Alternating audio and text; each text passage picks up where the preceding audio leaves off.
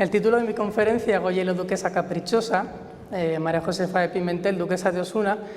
ven que he añadido una cursiva en la palabra caprichosa porque el título tiene, como seguramente hayan entendido, un doble o incluso un triple sentido, porque vamos a hablar durante la conferencia de dos personas, que son las que están aludidas en el título, que son por un lado Francisco de Goya, el gran pintor español del siglo XVIII, principios del siglo XIX, y por otro lado de María Josefa de Pimentel, la duquesa de Osuna, condesa duquesa de Benavente, que fue una de sus principales mecenas y uno de sus principales apoyos durante toda su vida. ¿Por qué estas dos personas? Bueno, pues porque como van a ir viendo durante la conferencia, a lo largo de la vida de Goya, la duquesa de Osuna fue un apoyo fundamental y al revés. A lo largo de la vida de la duquesa de Osuna, de esta mujer impresionante, fascinante, excéntrica, culta y a la vez polémica, como van a poder descubrir, o espero que puedan descubrir, Goya fue un apoyo fundamental y van a ver que sus vidas se fueron encardinando, una junto con la otra,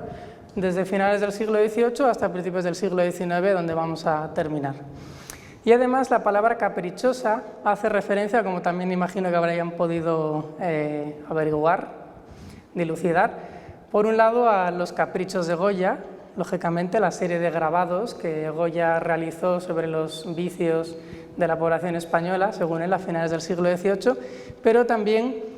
a ese calificativo que gran parte de sus amigos y gran parte de los aristócratas y personas que pudieron tratar con la duquesa siempre le aplicaron, que era el de caprichosa. No por casualidad construyó un palacio que se llama El Capricho, no es el de Gaudí, es el de la duquesa, como vamos a poder ver más adelante.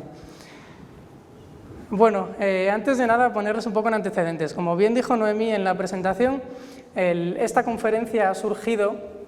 precisamente por dos acontecimientos. En primer lugar, porque el museo tiene el privilegio de contar con una serie original de los caprichos de Goya, estas 80 láminas, aguafuerte y aguatinta sobre papel. Actualmente en el museo hay expuestas unas 40 aproximadamente en la Pinacoteca, no sé si conocen la exposición permanente, si no les recomiendo que la recorran tranquilamente para poder empaparse del arte español desde el siglo XV hasta el siglo XX, que es lo que abarca la colección. Saben que la colección del museo es la antigua colección de la entidad Caja España Duero, con lo cual abarca unas 5.000 obras de arte desde el siglo XV hasta finales del siglo XX, incluso hoy en día ya casi principios del siglo XXI, y los caprichos de Goya pues son una parte fundamental de esta colección. Están relacionados con la duquesa porque la duquesa fue la primera persona que los compró. La primera edición que se lanzó en España en aquella época, que Goya puso a la venta, como luego les comentaré, en circunstancias pues muy curiosas, la adquirió esta mujer, contra todo pronóstico y arriesgándose bastante porque pues eran unas obras de arte un poco polémicas, como luego se demostró. Y además por otra circunstancia fundamental, que es que en nuestro archivo histórico, en concreto en el Fondo de los Condes de Luna, pues conservamos un certificado de la partida de bautismo de esta mujer, de María Josefa de Pimentel, duquesa de Osuna. ¿Por qué? Pues porque, como dijo Noemí, María Josefa de Pimentel fue condesa de Luna. Aparte de los 1000 títulos que tuvo, como van a poder ver después, uno de ellos era el de 16ª condesa de Luna y por lo tanto este documento pues estaba en el archivo de la familia de los condes de Luna que ha llegado hasta nosotros. Con lo cual estas dos uniones con el museo, con León en este caso, de Goya, de la duquesa de Luna, son los que nos hacen estar hoy aquí. Bueno, vamos a empezar a hablar un poquito de ella, de esta mujer que, como les digo, es uno de los personajes pues, más fascinantes, interesantes y poliédricos casi de la historia de España, pero desde luego de la España del siglo XVIII. Y yo creo que una mujer que merece la pena conocer. En España somos muy poco dados a reivindicar nuestra historia, no hacemos series de televisión como Netflix ni nada de esto, pero si las hiciéramos sobre los duques de Osuna o sobre la España del siglo XVIII, les aseguro que sería un éxito tremendo, porque tienen todo lo que se puedan imaginar, solamente en la vida de esta mujer, tienen desde celos, conspiraciones políticas, amoríos, sexo, incluso drogas, alcohol, fiestas, todo lo que se les pueda pasar por la cabeza, pasó también por su devenir vital. Bueno, esta mujer que pueden ver aquí, pues tan orgullosa, altiva, presumida, retratada precisamente por nuestro otro protagonista de hoy, Francisco de Goya. Pues su nombre real era María Josefa de la Soledad Alonso Pimentel Tellez Girón, Borja y Centelles, Diego López de Zúñiga y Ponce de León. Esa es la primera parte de sus 20 apellidos aproximadamente, que no les he colocado todos en esta presentación porque les aburriría, pero tuvo una gran cantidad de apellidos porque tuvo una gran cantidad de títulos. De hecho, fue la segunda mujer con más títulos de la España del siglo XVIII, por encima incluso de la reina. La reina María Luisa, casada con Carlos IV, tenía menos títulos que ella. Solamente le superaba una mujer en toda España que tenía más títulos nobiliarios, que seguro que han adivinado, que era la duquesa de Alba, exactamente, Teresa Cayetana, que fue no solamente amiga, sino sobre todo rival en aquella época. Deténganse un momentito a mirar los títulos que tenía esta mujer porque es realmente impresionante. Les he señalado los más importantes, los de condesa y duquesa, pero pues era doblemente princesa, princesa en Cerdeña, princesa en Italia, era marquesa, vizcondesa, es decir, bueno, podríamos estar aquí prácticamente toda la tarde hablando de sus títulos nobiliarios. Si conocen un poquito la jerarquía de la nobleza española, es algo muy interesante y les aseguro que muy útil si se dedican a, bueno, o les gusta por lo menos la pintura o el arte de esta época, podrán ver que la duquesa de Osuna pues ostentaba los mayores títulos dentro de la nobleza española de la época, porque, bueno, lógicamente a la cabeza del todo estaba el emperador, le seguía el rey, después del rey estaría el príncipe o la princesa, que no figura en este pictograma, el infante o la infanta, que saben que son los segundones, los que no son herederos, e inmediatamente después, es decir, el número uno de los nobles eran los duques, en este caso la duquesa, después vendrían los marqueses, los condes, los vizcondes y los varones, como la baronesa Thyssen. Y después de los varones estarían los señores, que tampoco vienen en este pictograma, pero que sería el estadio más bajo de nobleza. En nuestro caso, a la señora duquesa de Osuna, pues le correspondía el título mayor de todos, el que pueden ver en esta corona que le he colocado, que es el de duquesa, pero sí que es cierto que tendría que disculparme con ella, porque no le gustaba nada que la llamaran duquesa de Osuna. Y esto es muy representativo de cómo era su personalidad y su carácter. ¿Por qué? Pues porque el título de ducado de Osuna, de duquesa de Osuna, lo heredó de su marido. No lo heredó, sino que lo recibió de su marido,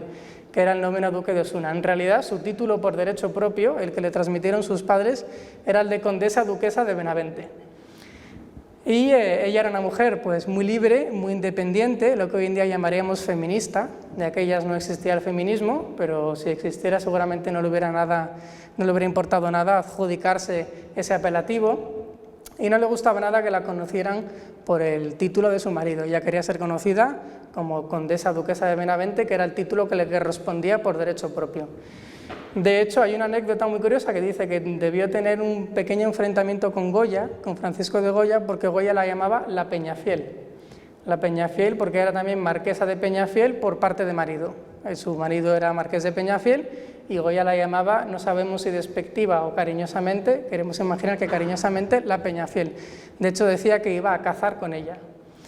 Que imagínense una mujer del siglo XVIII cazando con un hombre que es Goya, y además, como sabemos que cazaba ella, montada a caballo, porque sabemos que era una gran amazona, con lo cual, pues esto ya imagino que les dará pues una perspectiva bastante ajustada de cómo era esta aristócrata. Bueno, como les decía, la duquesa de Osuna pues, era una de las principales mujeres de la España de la época, la segunda en títulos, solamente superada, como les había adelantado, por la duquesa de Alba, la 13ª, Teresa Cayetana, que también está muy íntimamente relacionada con Francisco de Goya, como seguramente sepan, y la duquesa de Osuna, la duquesa de Alba y la reina de España, de la que ya les hablé antes, la reina María Luisa de Parma, pues eran las tres influencers, por decirlo así, de la España de la época. Siempre se dice que la primera influencer de la historia fue la emperatriz Eugenia de Montijo, la española, hermana de la duquesa de Alba, de unos años después, en el siglo XIX, casada con Napoleón III, pero lo cierto es que en España en el siglo XVIII la mayor parte de mujeres aristócratas y mujeres de una nobleza, aunque fuera menor, intentaban siempre seguir un poco las modas que estas tres mujeres, esta tríada, traían a España. En estos 3 cuadros, retratados pues muy elocuentemente por Francisco de Goya, podemos ver cómo era el carácter de estas 3 personas. En el centro podemos ver a la duquesa de Osuna, que va vestida con un vaquero con B, no con V, que era un vestido inglés del siglo XVIII, como pueden ver, pues lleno de gasas, de pasamanerías, un tocado francés, y el peinado tan llamativo con esta especie de rizo se llamaba peinado a la niña, y era un peinado que llevaban muchísimas actrices en la España del siglo XVIII. Es decir, ella vestía a la inglesa y a la francesa, vestía de manera muy elegante, de manera muy sensual y de manera muy moderna. Fíjense cómo vestía la reina. Llevaba, como bien dice el título, un tontillo, que es un vestido aplanado, achatado por la parte anterior y por la parte posterior, la cintura muy estrecha y un tocado exageradamente grande, una cofaina que se suele llamar en la cabeza. Es un vestido que procede de los Austrias, del siglo XVII, de la moda española de los Austrias, una derivación del siglo XVIII. Es decir, un vestido español mucho más rígido. Y fíjense cómo viste la duquesa de Alba, como solía vestir, según nos ha contado Goya, según la ha retratado, como una maja. La conocen, la maja desnuda, la maja vestida, como una maja española del siglo XVIII, estos vestidos más populares, esta moda de vestirse casi como a la moda popular que tenía la aristocracia de aquella época. Es decir, 3 personalidades muy distintas que podemos ver aquí representadas a través del vestido, del tocado, del peinado, y que nos habla muy bien de cómo eran estas 3 personalidades tan opuestas. Y no solamente la moda y el peinado nos dicen cómo eran las personas y cómo eran las mujeres, sino también el lugar donde vivían. Esto que están viendo aquí es una captura del Madrid actual, el Madrid del siglo XXI, pero que nos sirve muy bien para situarnos en ese Madrid del siglo XVIII, que empezaba a desarrollarse casi modernamente, aunque se había desarrollado siglos antes, pero con la construcción del Palacio Real de Madrid, que no sé si consiguen ubicar. En la parte de abajo de la imagen, ahí está el Palacio Real, pues comenzó a modernizarse, por así decirse. Bueno, en el Palacio Real vestía y vivía, lógicamente, una de nuestras protagonistas, que era la reina. La duquesa de Alba vivía en el Palacio de Liria, que se construye más o menos por esas épocas. Y fíjense dónde vivía nuestra otra protagonista, en lo que hoy en día es la Plaza de España, un palacio que hoy en día no se conserva, que desapareció, terminó desapareciendo, pero que era el palacio de los duques de Osuna. ¿Por qué les traigo esta imagen, que a priori puede parecer extraña? Pues para que se den cuenta de la importancia que tenía para la aristocracia acercarse siempre hacia la realeza, es decir, hacia la monarquía. Como en un área bastante estrecha, en esta especie de círculo, pues habitaban las 3 mujeres más poderosas de la España de la época. Y cómo pues, competían, por así decirlo, por estar más cerca de la reina, pero a la vez más lejos, por tener la mejor situación. Fíjense además cómo la orientación del Palacio de Liria, el Palacio de los Duques de Alba, y la orientación del Palacio Real es prácticamente la misma, es muy parecida. Y además fíjense cómo el Palacio de la Casa de Liria, donde vivían los Duques de Alba, pues tiene ya, bueno, no se ve mucho en la imagen, pero imagino que pueden, escudriñando un poco, pueden ver que es un edificio con planta rectangular y un jardín en la parte posterior y en la parte anterior. Bueno, esta es un poco la principal forma de vivir de la aristocracia española de la época. Aunque era tradicional en el siglo XVII y con los Austrias que los nobles vivieran en casas del centro, a partir del siglo XVIII, con las nuevas ideas, pues comienzan a alejarse. Es cuando, por ejemplo, se construyen las grandes mansiones madrileñas para la nobleza, como el Palacio de Villahermosa, el actual Museo Thyssen-Bornemisza, o como, por ejemplo, el palacio que se va a construir la duquesa de Osuna, que, por supuesto, no puede ser menos que la duquesa de Alba. Y el palacio que la duquesa de Osuna se construye es el Capricho de la Alameda de Osuna. Pero antes de hablar del Capricho, vamos a hablar un poco de su familia. Vamos a ver un poquito con quién se casó, los hijos que tuvo, y cómo también su vida y su familia están íntimamente ligados a Goya. Bueno, aquí vemos un retrato que Goya pintó a finales del siglo XVIII, en el que aparece la duquesa de Osuna sentada con una postura, como han destacado Natacha Seseña u otros historiadores, un poco antinatural, ¿verdad? Porque si se fijan, el torso está completamente recto, sin embargo las piernas hacen una diagonal bastante marcada, totalmente ladeadas, y la distancia entre la punta del pie y la cintura y la cabeza es totalmente antinatural. Bueno, en popular opinion, Goya no fue un muy buen retratista desde mi punto de vista, y he podido ver que hay varios expertos que están de acuerdo conmigo. Él fue un grandísimo pintor en muchísimos otros aspectos de la pintura, pero como retratista, pues sobre todo a la hora de representar fielmente el cuerpo, especialmente el femenino, no sé por qué, pues cojeaba bastante. En cualquier caso, lo interesante de la escena es que consigue darle un aire muy inglés. Como les he dicho, ella era una mujer muy anglófila, siempre pendiente de las novedades que venían de Inglaterra, de Francia, pero especialmente de Inglaterra, donde tuvo grandes amigos. La duquesa de Osuna, por ejemplo, fue muy amiga de un lord inglés, William Beckford, que fue un acaudalado lord británico que viajó mucho por España y que estuvo en gran parte de sus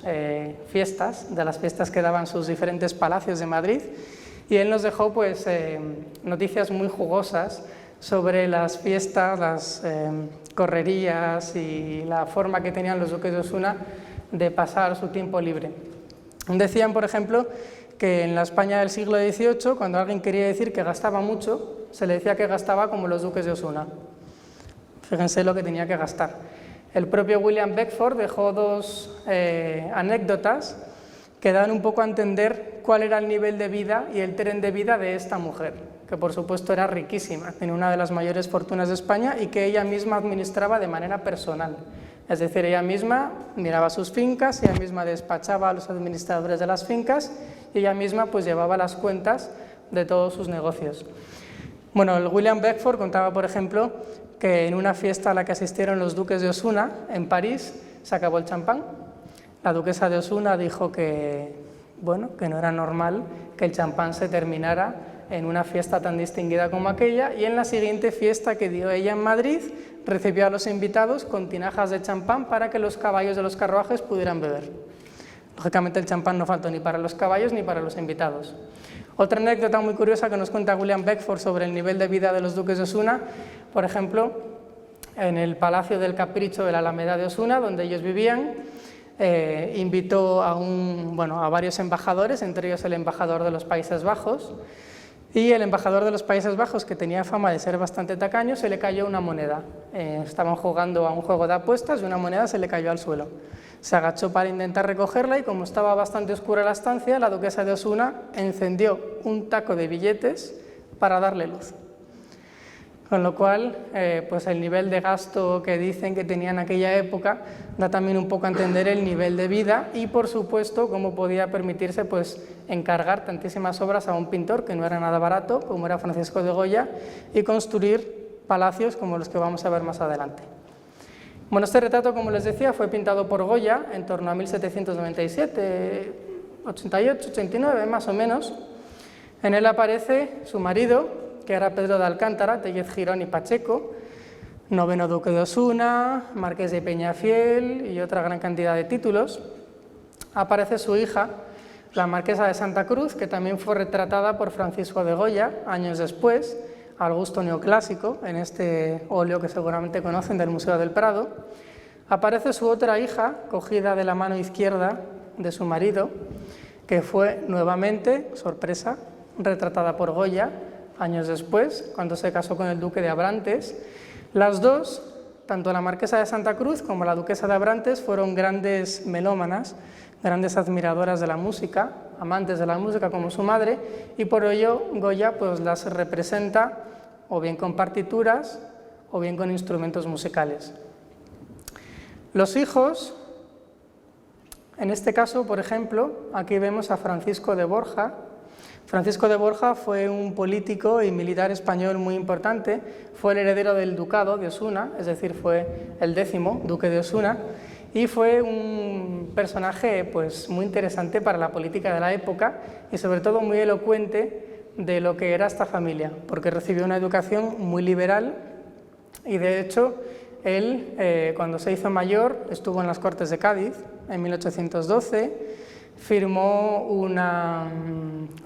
de su puño y letra una declaración por la cual decía ser antes ciudadano que noble y por la cual admitía renunciar a sus títulos y a sus privilegios si así lo requería la nueva Constitución española, aunque eso finalmente saben que nunca llegó a pasar.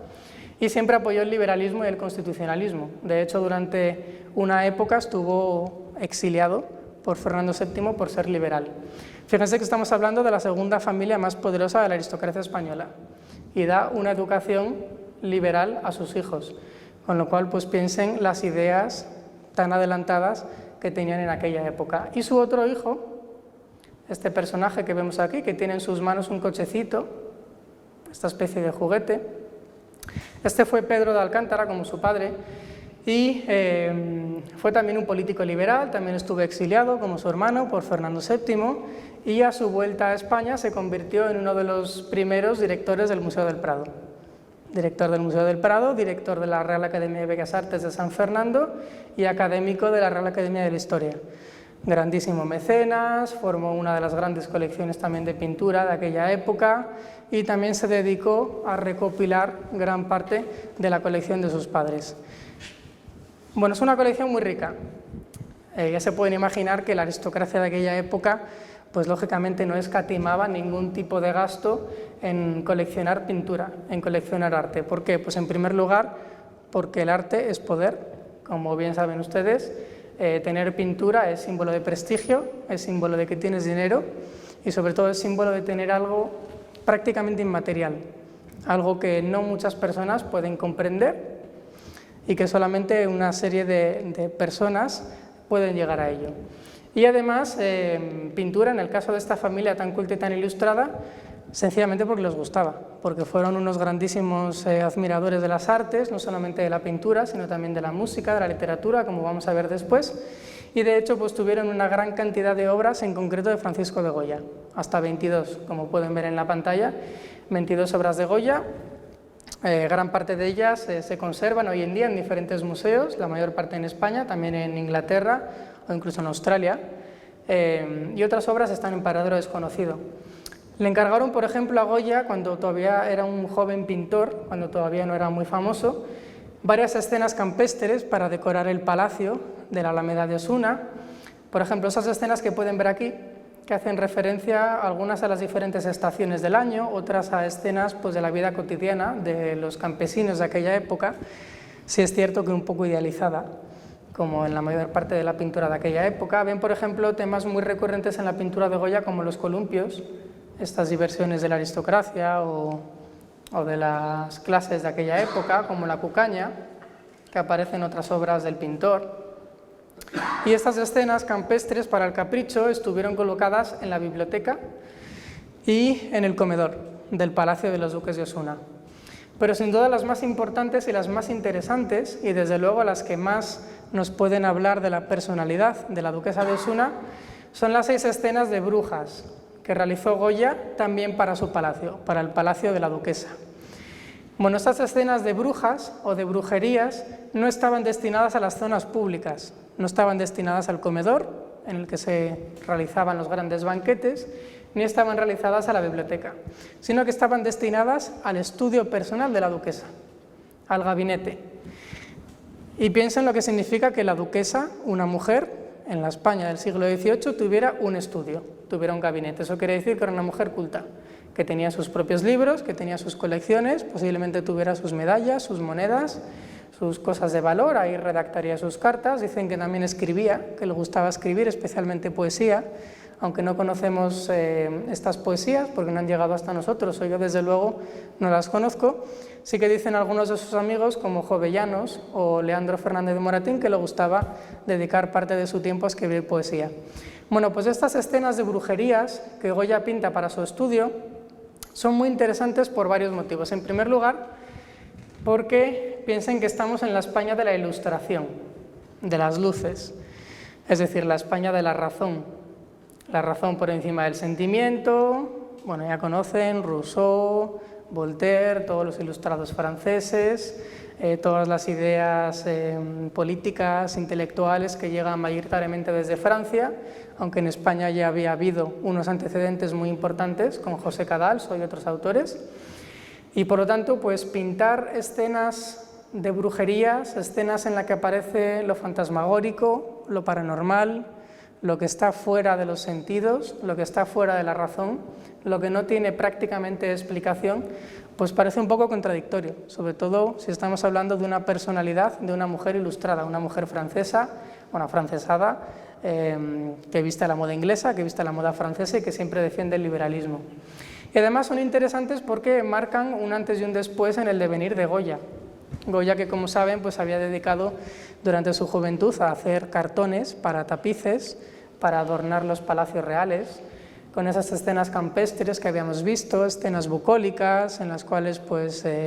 muestra casi de manera un poco frívola los divertimentos del campesinado, incluso de la aristocracia. De repente se pone a pintar este tipo de escenas tan oscuras, en las que, como lo decía, ya no hay personajes de la vida cotidiana, ya no hay temas amables, ya no hay razón, sino que lo que tenemos son pues, machos cabríos, brujas, cadáveres de niños, personas cubiertas con mantas, personajes voladores con estos sanbenitos o estos gorros que decían que llevaban estos personajes de la brujería del siglo XVIII, y sobre todo los asnos que van a aparecer después en los Caprichos y en otras obras de Goya. Bueno, el sentido de estas pinturas todavía está por aclarar. Se han estudiado mucho, pero no se ha llegado todavía a un consenso, a un acuerdo de qué quería realmente Goya demostrar o explicar con estas obras. Hay algunos estudiosos de la brujería en España en el siglo XVIII y en particular de la obra de Goya, que dicen que seguramente estuvieran inspiradas en posibles relatos de algún autor inglés a los que aparentemente la duquesa era aficionada. Sabemos que recibía libros de Inglaterra, que leía en inglés, leía en francés y leía en italiano, y saben que en Inglaterra, pues lo que hoy en día llamamos romanticismo, surge un poquito antes. Estamos en este ambiente prerromántico, al que también pertenece el inglés del que antes les hablaba, William Beckford. De hecho, William Beckford tiene, aunque él murió a principios del siglo XIX y vivió gran parte de su vida a finales del siglo XVIII, tiene una frase que yo creo que es muy representativa de lo que significa el romanticismo, o por lo menos el prerromanticismo de esta época, que no me voy a resistir a leérsela, porque, como les digo, pues es representativa de lo que es este ambiente que también representan estas brujerías. William Beckford llegó a decir que temía que no haya nada bueno en este mundo ni en esta vida, si no es componer arias, erigir torres, proyectar jardines, hacer colecciones de muebles japoneses y escribir relatos de viajes de China o de la Luna. Es decir, ya estamos viendo este escapismo, esta obsesión por ir a otros sitios, ir a otras culturas, a China, en este caso, bueno, llega casi hasta la Luna, es decir, los fenómenos paranormales, que empiezan a aparecer también en España en aquella época y que aparecen curiosamente pues en este mismo círculo de intelectuales. Beckford, la duquesa de Osuna, Goya, los escritos ingleses, todo ello en un mismo círculo, no sé si consigo explicarme, que se cierra todo ello en el palacio que tenían los duques de Osuna a las afueras de Madrid, que era la Alameda del Capricho, que es precisamente el tema del que vamos a hablar ahora, muy brevemente. Bueno, ya les he hablado de este palacio en el que vivían los duques y que ellos deciden construir a partir de 1787, más o menos, finales del siglo XVIII, un poco como respuesta a los duques de Alba, un poco como respuesta también a la monarquía, a los reyes, con los que tenían una relación cordial, amistosa, pero no exenta de rivalidad, como ya les expliqué antes, y también siguiendo la moda de la aristocracia española, que, como antes les decía, empieza a dejar los centros urbanos y empieza a marcharse a las afueras a construir pues villas suburbanas, como hacían los romanos en aquella época, pues se sigue haciendo igual. El mismo concepto de tener un palacio clasicista en el que esté rodeado de jardines jardines que son tematizados y que son convertidos casi en escenarios, en los que el juego, la fantasía y todo este tipo de referencias, como les decía, pues a China, a Japón, a culturas exóticas, a las brujas, pues toman protagonismo. Bueno, el Capricho de la Alameda de Osuna fue construido por unos arquitectos españoles, pero lo que me interesa sobre todo son los jardines que fueron diseñados por estos tres arquitectos que tienen en pantalla, esos tres paisajistas que eran franceses. Y a su respecto hay una anécdota muy interesante que tampoco me resisto a contarles, porque nos muestra también mucho cómo era su personalidad, cómo era esta mujer. Los jardines fueron empezados a diseñar por este personaje, Bouteloup, que se llamaba Eduardo, aunque no se lo crean. Tiene ese nombre francés porque su padre era un paisajista francés que había venido de Francia con los reyes españoles para poder diseñar, entre otros, pues las granjas de San Ildefonso en Segovia o el Campo del Moro, cerca del Palacio Real, Palacio de Oriente. Bueno, se casa con una española, tiene un hijo y al hijo pues le pone un nombre español, que es este personaje.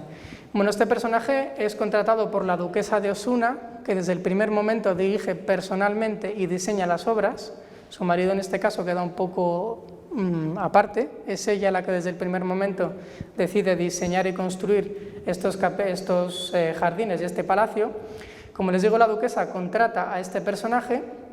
y es el quien comienza a desarrollar el diseño, y comienza a desarrollarlo pues de manera muy clasicista, con parterres, con una geometría en la naturaleza pues muy francesa, como estaba de moda en aquella época. ¿Qué pasa? Que los reyes deciden volver a contratarle, a contar con sus servicios, le pagan más, por lo tanto él se marcha, deja los jardines a la mitad y deja un poco a la duquesa medio apantanada. La duquesa se busca a estos otros dos paisajistas, que estos sí que son franceses, les trae de Francia, Mulot y Provost, y en el contrato que firma con ellos les obliga a firmar que en ningún caso y bajo ninguna circunstancia la abandonarán para ir a trabajar con la monarquía, con los reyes. Es decir, ya está sentando un precedente, ya está diciendo, si vais a trabajar para mí, vais a trabajar para mí, pero no vais a trabajar con los reyes. Y por supuesto no van a trabajar tampoco para los duques de Alba. Es decir, es esta rivalidad de la que antes les hablaba, de estas tres familias poderosas que estaban siempre en una especie de guerra fría o de paz armada, aparentemente cordial, pero sobre todo rival. Bueno, en estos jardines pues ellos construyen una verdadera fantasía para lo que es el gusto de la España del siglo XVIII. No solamente en lo que a naturaleza se refiere, sino también en lo que a arquitectura se refiere. Esto que ven aquí a la izquierda, con esta fuentecita, es el palacio, que tenía 3 pisos en los cuales habitaban ellos. Ellos vivían prácticamente de continuo en este palacio, por lo cual pues tenían el comedor, el estudio que les he dicho antes, la biblioteca, espacios para el servicio y lo que solía tener un palacio nobiliario. Bueno, este palacio lamentablemente lleva cerrado una gran cantidad de años y ahora afortunadamente la Comunidad de Madrid, que es la propietaria, pues ha decidido a musealizarlo y se supone que el año que viene, en 2023, va a abrir como museo, como un museo dedicado a los duques de Osuna y al legado goyesco de Goya en relación con esta familia que, como han visto, pues es amplísimo. En torno al palacio principal y repartidos en torno a los jardines, que por cierto tienen forma de triángulo, pues se encuentran una serie de verdaderos caprichos arquitectónicos absolutamente deliciosos, como por ejemplo este que ven aquí, este edificio rodeado de árboles, que era lo que llamaban en aquella época el abejero. Como su nombre indica, pues era un edificio destinado a contener abejas, es decir, panales de abejas. En el centro, especie de edificio con planta circular, pues era una especie de rotonda cuya cúpula central, lástima que no tenga fotos, reproduce hexágonos, es decir, las formas que hacen las abejas, y tenía una escultura de Venus justo en el centro, todo ello con un entramado y un significado simbólico pues bastante complejo, que lamentablemente se perdió pocos años después de haber sido construido y que hace poquitos años Alicia Koplovich, la coleccionista y mecenas española, en una visita al palacio y a los jardines, quedó tan absolutamente enamorada y tan prendada de esta arquitectura que decidió donar una réplica. Así que allí tienen la réplica de la estatua de Venus gracias a Alicia Koplovich. Bueno, en el centro estaba, como les digo, la rotonda, y en estos dos cuerpos que ven a los lados, alargados, estaban los panales de las abejas, encastrados en las paredes y tapados, lógicamente, por cristales. ¿Cuál era la función? Pues la función era puramente, bueno, aparte de simbólica, lúdica. Se dice que la duquesa celebraba, sobre todo en primavera, que saben que es cuando las abejas tienen más actividad, celebraba meriendas en las cuales, pues imagino que les daría pan con mantequilla y miel, no lo sé, quiero creer, pero en los cuales los invitados, pues estaban invitados, valga la redundancia, a ver el laborioso trabajo de las abejas. Ya saben que las abejas pues tienen un significado también simbólico muy peculiar. Han sido utilizadas por una gran cantidad de arquitectos y de artistas, lo pueden descubrir si quieren en un libro de Juan Antonio Ramírez, que se titula La metáfora de la colmena, si no me equivoco, casi parecido a la película de Víctor Erice. Y en este libro, pues Juan Antonio Ramírez, el historiador del arte, hace un recorrido por cómo los arquitectos, de Gaudí a Le Corbusier, han utilizado el simbolismo apícola, es decir, han construido edificios parecidos a la forma en que las abejas construyen sus panales. Bueno, otras arquitecturas muy interesantes que construyó la duquesa de Osuna en sus jardines, por ejemplo, esta otra que ven aquí, abajo, esto que ven, aunque no lo parezca, pues era un salón de baile. Era un salón de baile muy grande, también de planta circular, en el cual pues, la duquesa ofrecía grandes bailes que decían las malas lenguas de la España del siglo XVIII que duraban hasta días enteros. Y esta otra construcción que ven aquí, que parece tan rústica, tan rural, rodeada de árboles, pues era lo que llamaban en aquella época la Casa de la Vieja, o la Casa de la Vieja del Campo. Era una construcción, como les digo, rústica, que pretendía imitar las arquitecturas populares de la España y especialmente de la Castilla del siglo XVIII, en el cual se decía que la duquesa tenía contratada a una pareja que vivía permanentemente como si fueran campesinos. Es decir, una especie de teatro, una especie de escenografía. En la España del siglo XVIII, como saben, había una moda muy extendida entre la aristocracia, que era la moda de imitar al pueblo, de imitar a las clases bajas, imitar a los campesinos, imitar a los artesanos, especialmente a los campesinos. Por eso las aristócratas se vestían como majas, como las mujeres populares que andaban por la calle Alcalá, de arriba abajo, a ver si encontraban casamiento. Y en este caso, por la duquesa de Osuna, al parecer, fue muy aficionada a este tipo de moda y por lo tanto construyó esta casita en la cual, como les digo, tenía a un matrimonio, hombre y mujer, viviendo permanentemente como si fueran campesinos. Y dicen los invitados de la duquesa que en algunas de las visitas, pues el cortejo de invitados era invitado, valga de nuevo la redundancia, a dar un paseo por los jardines y ver cómo pues vivían estos personajes como si fueran una especie de atracción de circo. Algo parecido hizo con este otro edificio, que era una capilla. Y en esta capilla, que estaba situada en un alto, vivía permanentemente también un eremita, un monje, como una especie de San Jerónimo, que era pagado mensualmente, recibía un sueldo mensual de los duques de Osuna y cuya función pues, era sencillamente entretener a los invitados en las fiestas. De hecho, el eremita está enterrado en esa misma ermita, él murió y se enterró ahí. Y esta otra construcción que pueden ver aquí, este puente de hierro, es extraordinariamente importante porque fue el primer puente de hierro que se construyó en España. Saben que la arquitectura de hierro comienza a desarrollarse en Europa pues, a principios del siglo XIX aproximadamente, que antes de la arquitectura de hierro pues, se construía con otros materiales, con piedra, con sillares de cantería, con barro, ladrillo, y el hierro pues, comienza a utilizarse en torno a principios del siglo XX. De hecho, este edificio, la Casa Botines, pues fue uno de los primeros edificios del noroeste de la península que tuvo una planta libre, es decir, un espacio amplio, como pueden ver en esta sala, un espacio amplio y diáfano conseguido precisamente gracias a la arquitectura del hierro, a estas columnas que están huecas por dentro, que son 28, de apenas 20 centímetros de diámetro, que consiguen, con su flexibilidad y con su resistencia, sostener todas las toneladas de los pisos de arriba. Bueno, pues este fue el primer puente de hierro que se construyó en España. y fue, casualidad o no, construido en el palacio, en los jardines de los duques de Osuna, seguramente por iniciativa de la duquesa. Es decir, la duquesa era una mujer que estaba perfectamente al tanto de las novedades que se estaban dando en toda Europa, desde Inglaterra hasta Alemania, pasando por Francia, por supuesto, y por todas las cortes europeas. Pero además la duquesa, como les dije antes, y ya con esto voy a ir terminando, pues fue una grandísima melómana, una gran aficionada a la música y también una gran aficionada a la literatura. De hecho, tuvo una biblioteca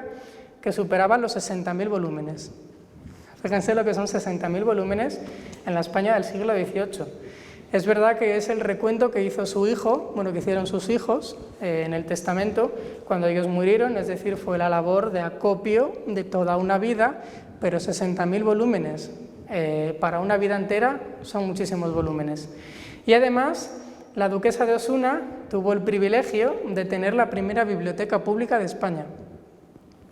porque el palacio que tenían, como les he dicho, tenían 3 palacios. Uno era el que acabamos de ver, a las afueras de Madrid, en la Alameda del Capricho. Otro estaba en el entorno de la Plaza de España, como vimos antes, y tenían un tercer palacio que se conservó hasta principios del siglo XX, porque después pasó a depender de la familia real, y de hecho allí vivió pues, la hermana de Alfonso XIII hasta la Guerra Civil. Tenían un tercer palacio, como les digo, en la calle Mayor, la calle que comunica la Puerta del Sol con la Plaza Mayor de Madrid. Bueno, pues en ese palacio tenían originalmente su biblioteca hasta que la trasladaron a la Alameda y allí la abrieron a todo aquel madrileño que quisiera consultarla. No es una biblioteca pública como hoy en día porque no pertenecía al Estado, la titularidad era privada, pero una biblioteca abierta a cualquier persona, de cualquier tipo de condición, no solamente aristócratas, sino también estudiantes, artistas, sin ningún tipo de traba por dinero o por clase social. Y además, pues como les dije, fue una gran admiradora de la música. De hecho, mandó copiar partituras de Bach, de Mozart, de Rossini, de Haydn, de una gran cantidad de compositores europeos. Tuvo ella misma una orquesta, porque dentro del palacio de los duques de Osuna había un teatro donde se representaron obras de teatro y también se tocó música. Ella misma durante varios años tuvo una orquesta formada por 16 músicos, nada más y nada menos, a los que pagaba un salario mensual, y que en 1786, por ejemplo, sabemos que dirigió Boccherini, este personajillo tan gracioso que tenemos aquí, Luigi Boccherini, maestro italiano que vino a España pues traído un poco por la familia real y que pues nos dejó delicias como la música nocturna de las calles de Madrid u otras composiciones. A modo de curiosidad, si han visto la película Master and Commander, la de los piratas, los 2 barcos piratas enemigos que se enfrentan, al final de la película tocan una melodía con un violonchelo y es una melodía de Luigi Boccherini. Bueno, y ya para terminar, para rematar la conferencia, vamos a indagar un poquito más en la relación entre Goya, los caprichos de Goya y la duquesa de Osuna. Como les dije, la duquesa de Osuna fue la primera persona que le compró a Goya los caprichos. Saben que los caprichos son obra gráfica, con lo cual había diferentes tiradas, y Goya los puso a la venta, curiosamente, el 6 de febrero de 1799 en una tienda que estaba en la calle del Desengaño. Yo creo que la elección de la calle no fue casual, si conocen un poco la temática de los caprichos, porque precisamente los caprichos pues, nos muestran este desengaño de Goya con respecto de las ideas ilustradas. ¿Por qué les he traído esta imagen de esta obra que durante muchos años se atribuyó a El Bosco y que en los últimos años pues, se ha decidido que no es del Bosco, sino que es de un seguidor? Bueno, pues porque esta obra formaba parte de la colección de arte de los duques de Osuna y sabemos que estaba colgada en la biblioteca del Palacio de los Duques de Osuna. Y esta obra ha sido considerada como una de las posibles fuentes de inspiración para algunos de los personajes que aparecen en los caprichos de Goya. Fíjense, por ejemplo, en las similitudes que podemos apreciar entre esta especie de personajes monstruos alados de uno de los caprichos de Goya y esta cara monstruosa, este otro personajillo alado y con patas, o en fin, una gran cantidad de personajes. Si ampliáramos la imagen, como pueden hacer, porque la obra forma parte de la colección del Museo del Prado y pueden ampliarla hasta extremos casi imaginables, pues van a ver que las similitudes son realmente peculiares. Bueno, muchos historiadores del arte han puesto en relación estas dos obras y se cree que los caprichos de Goya pues pueden haber sido inspirados en parte por las estancias que el propio Goya haría en los palacios de los duques de Osuna. De ahí también que la duquesa de Osuna pues fuera su primera clienta, le comprara 2 ediciones originales. Bueno, los caprichos de Goya, como saben, y como les dije, son pues obra gráfica de Goya, que lanza en 1799, los pone a la venta, como les decía, el 6 de febrero y apenas el 6 de marzo, es decir, casi un mes después, los retira de la venta. Los quita y los guarda en su casa porque le daba miedo, según le explicó en una carta a su amigo Martín Zapater, que la Santa Inquisición los viera y le pudiera juzgar. ¿Por qué? Pues porque los caprichos de Goya muestran una visión muy crítica, muy amarga y muy ácida de la España del momento. Como él decía, su intención era denunciar los vicios que tenía la España de la época, no solamente la nobleza y el clero, sino también las clases llanas, las clases populares. Y así es como Goya, por ejemplo, pues se mete con los matrimonios de conveniencia, por ejemplo, en este capricho que pueden ver aquí, que se titula El sí pronuncian y la mano alargan al primero que llega. Son unos versos de Leandro Fernández de Moratín, uno de los amigos de Goya y de la duquesa de Osuna. Se mete, por ejemplo, con la nobleza. Ven este capricho, que es un asno, perdón. No sé si lo ven bien, pero es un asno que está leyendo en un libro en el cual es una especie de árbol genealógico, en el cual en vez de ser personas son asnos. Lo que Goya nos está intentando decir es que los nobles, que se creían herederos de grandes familias y grandes nobles, no eran más que asnos, ellos y todos sus antecedentes, es decir, todas las personas que les habían precedido. O se mete, por ejemplo, con las excesivas cargas fiscales que había en aquella época a las personas de la clase baja. Saben que tenían que pagar el diezmo, una gran cantidad de impuestos para poder sostener la nobleza. Así, por ejemplo, en este capricho, Tú que no puedes, Goya nos muestra a 2 personajes de las clases populares, 2 trabajadores normales, que tienen que cargar sobre sus hombros con 2 asnos, es decir, con 2 nobles que prácticamente pues, les chupan la sangre para poder vivir. Bueno, lógicamente toda esta imagen tan crítica de la España de la época pues no gustó mucho y Goya rápidamente la retiró, pero lo más interesante de todo es que la duquesa de Osuna tuvo 2 ejemplares, los compró desde el primer momento y siempre mostró su apoyo, con lo cual pues ahí mostró los ideales tan avanzados, las ideas tan novedosas, tan modernas que tenía y sobre todo su predilección por apoyar a los artistas y por poder apoyar al arte. Y quiero terminar la conferencia con esta breve reflexión que Goya introduce en uno de sus caprichos, quizás el más famoso de todos, que es el sueño de la razón produce monstruos, que seguramente se ha conocido por todos ustedes y que, como pueden inferir de ella, pues en ella Goya nos da a entender que esta ilustración, que esta época de esplendor de la razón, de predominio de los saberes, de la ciencia, pues tiene una cara oscura por detrás, que son estos monstruos que empiezan a aflorar, que es este protorromanticismo del que les he hablado, en el cual está inmerso la duquesa de Osuna, y que políticamente podemos también comparar con el ambiente de la época, ya para poder cerrar la conferencia, porque saben que a finales del siglo XVIII pues sí que es verdad que en España hubo una época bastante abierta, por así decirlo, sobre todo cuando Jovellanos es nombrado ministro de Paz y Justicia, cuando Goya aprovecha para publicar Los Caprichos, cuando la duquesa de Osuna pues, se permite traer a ingleses, a franceses, libros de toda clase, abre su biblioteca al pueblo, pero después con la Revolución Francesa, en 1789, el panorama político español se cierra bastante, la monarquía se repliega sobre sí misma y esto pues empeora mucho, lógicamente, cuando después de las abdicaciones de Bayona, Fernando VII, el heredero, el hijo de Carlos IV, tiene que dejar el trono en manos de Napoleón y comienza la guerra.